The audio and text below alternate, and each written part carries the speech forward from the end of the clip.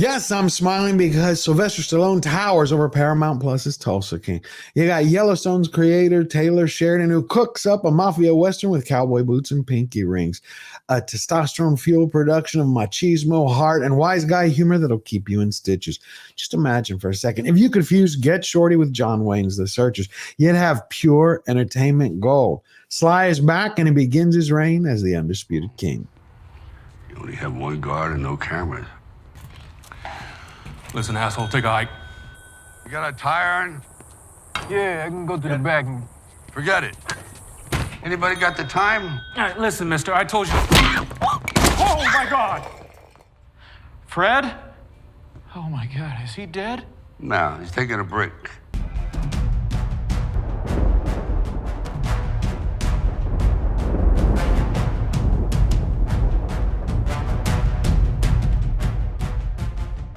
Now, a great show is like your favorite meal. It never gets old, and you always want more. What's going on, everybody? I hope all of you have had a phenomenal week, my friends.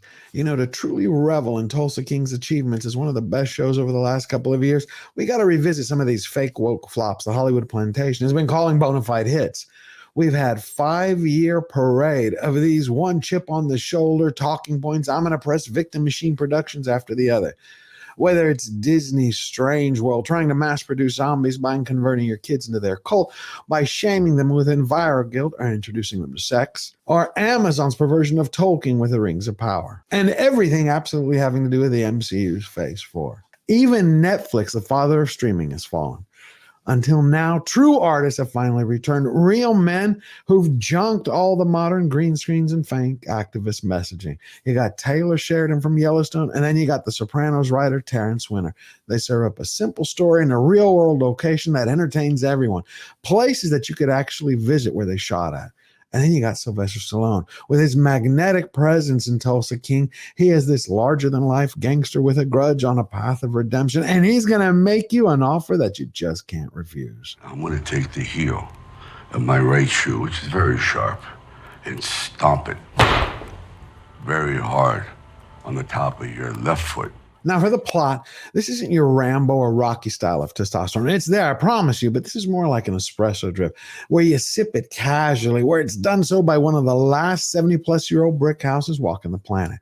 You got Dwight, the general Manfredi, who's a mafia capo in a New York crime family, just released from a 25-year stint in prison, only to discover that the entire world has changed around him, and that a crime family don't have a place for him in the Big Apple anymore. There's nothing left for you here. I'm sorry, but time just doesn't stop because you fucking went away. So they banish him down south to expand their enterprises. But Dwight has other plans. He got free reign. He's going to build a criminal empire. Of course, that's when he's not too busy doing what he does best, by making friends, charming the ladies, and cracking some skulls. I'm not following. Well, follow this. I'll call the police. Let me get the phone for you. Now, right from the jump, in episode 1 of this Man's Man series, it sticks the landing with its tone and pacing, and Stallone chews up the screen. It's like this role is a tailor-made silk suit made for the general. The hardest thing to do in acting is to be yourself, he said. Adding, even at my age, I would say right now, I'm probably doing my best work because I'm actually playing me. The writing is well-tuned and sparks for every unique character, whether it's bringing Dwight to life as a fully formed person and as a man who's ready to grow with each new experience, or the very first person he meets at the airport right after having been assaulted. Oh, what the hell's that?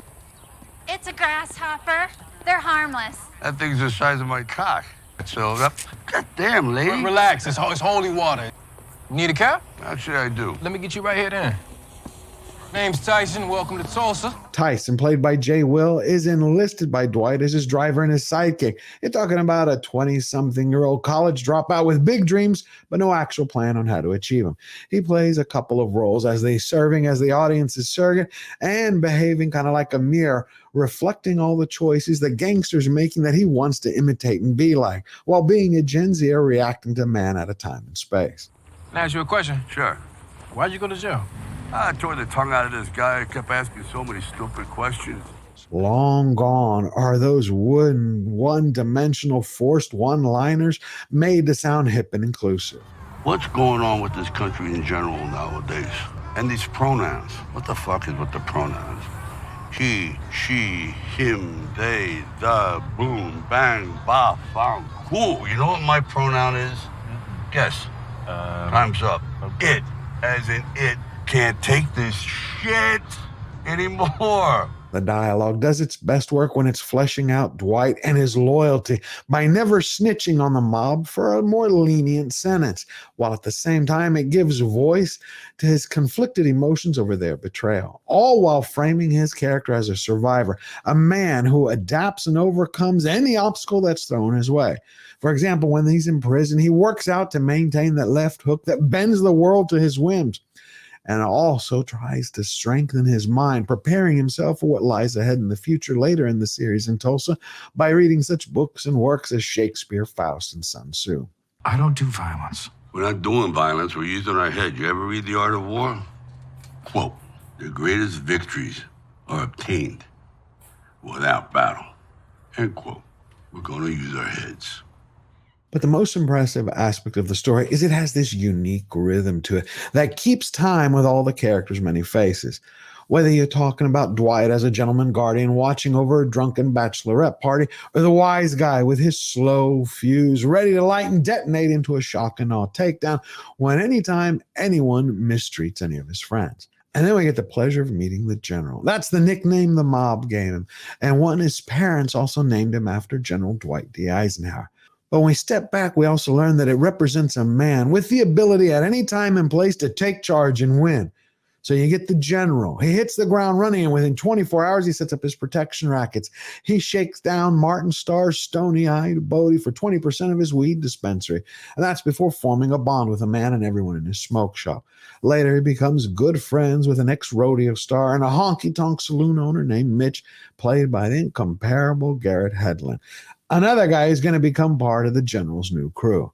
But before the sun can rise, Dwight has already bedded one of the bridesmaids, Stacy, played by Andrea Savage. But she's not only one of the gals that he's got the hots for. She's an ATF agent whose good time turns into good grief when she realized the guy that she just slept with, he wasn't a good-looking 55-year-old man. He was a 75-year-old gangster. Tulsa doesn't have a clue what just hit it. The acting is flawless. Sly makes it look easy peasy. You know, Stallone never gets enough credit for his acting abilities. Well, we go from episode 2 all the way to the season finale, and we learn that Dwight jumps out of the frying pan and into the fire. The New York mob are now growing suspicious about his success. Like, how the hell is he doing all this? Each week, he sends another package that gets bigger and bigger with money to the Don. So you combine their suspicions now with their heightening paranoia. The Don's son, Chicken, is growing jealousy over his father's love for Dwight, and eventually that triggers the mob to go after him. Well, the General is too busy dealing with a growing threat back in Tulsa, someone who's going to become his greatest foe, a local motorcycle gang leader named Callums, played by Richie Costa. Now, they butt heads over territory and eventually breaks out into all-out war. Now, Cowan, he's the General without any honor or heart. And so when you talk about heart, it brings me back to Dwight. That's one of his greatest attributes. And the directors know each time when to shine a light on him. Every time that Dwight brings up the fatherly side of himself, when he's wanting to reconnect with his daughter that he hasn't spoken to in over 25 years, he's truly magnetic. Look, Tina, I know you hate me, okay? I don't hate you, Dwight. I feel bad for you. Do you have to call me by my first name? It's either that or Mr. Manfredi. Dad ship kind of left port years ago. No, the way it is. Well, as the series gets darker and grittier, it never forgets to throw in a lot of action. You got car chases, shootouts, beatdowns, and headbutts. Yet its real charm comes in the balance that the showrunners achieve. Like Stallone walks around like one of the most self-possessed badasses walking the planet. Yet even with his impressive presence, it's often punctuated by this sarcastic streak, which elicits a lot of laughter. Whether you're talking about Dwight when he gets high after eating this TLC-infused jam, or when he's marveling at all the Apple stores, or people riding schooners, or virtual reality, are dealing with pronouns. All of it makes for a fully fleshed out character, and it shows us the General is as equally funny as he is fearsome. You ever been on a horse? You ever been on life support? Yet with all of these rich characters and this wonderful dialogue, the thing that had drew my attention to it was the fact that they shot the entire season on location. It's like those are little gems of reality, touchstones. Dwight goes to this place called the center of the universe. And there he confesses to the heavens his shame and regret for never reaching out to his daughter for 25 years for the reason that it was too painful to talk to her. We find that out in that location. And that's a real place. You can go to Tulsa, and in the middle of these business office buildings, you're going to find this circle. And they say that if you stand right in the middle, no one can hear what you're saying. Center of the universe. You stand in that circle, and nobody outside of it can hear a sound. No shit. That authenticity translates to the screen. And it's magnetic. It draws you in like gravity. And if you want to go exploring all the locations that they shot at, you go to visittulsa.com. We need a word. No, thanks. You under the impression that we're negotiating? And I suggest, since this establishment is situated on Cherokee land where you have absolutely no authority, that you get your fat, sorry fucking cottage cheese asses out of here. Sylvester Stallone is an OG if there ever was. The action hero finally proves beyond any shadow of a doubt that he is way beyond just flexing his muscles and running along the dock at full speed. Tulsa King as a show is a hidden gem inside a Hollywood mountain of Velma. And the great news is it just got renewed for season 2. This is the reason we binge shows. So if you found value in this video and you want more of it, all you got to do is hit the subscribe button, push the notification bell, and leave your thoughts and questions in the comments down below. And remember, just like the general, we never bow down, we never bend the knee. Always forward.